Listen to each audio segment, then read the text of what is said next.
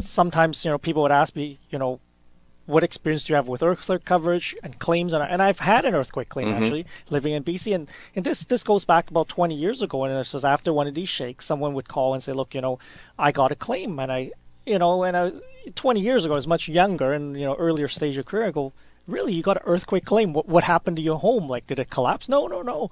There was a crack on the side of the home. And I said, you sure that's from the earthquake? He goes, yes, and I like to make a claim. So we take a look at the policy, and we said, well, you know what?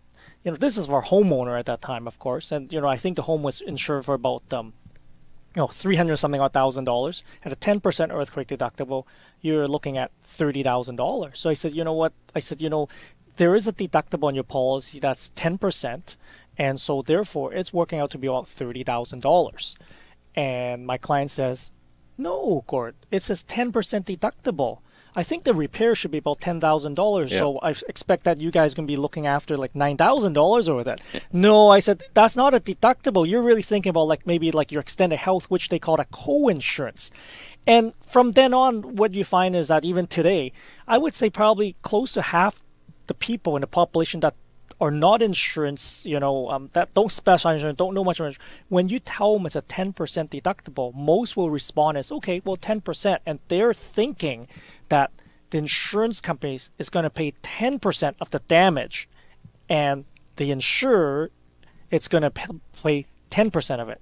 So, if they think, well, it's a $10,000 damage, we'll put the $1,000 up and the insurance is going to pay the $9,000.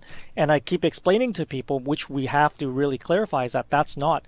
It's 10% deductible of the sum insured. So in a Strata building that's insured for $10 million, the Strata Corporation with a 10% deductible must come up with $1 million first, or they are looking after the first $1 million worth of damage. You don't look the stereotypical roofer. No, Well, boss is here on the roof. No, definitely not. We do come across this at some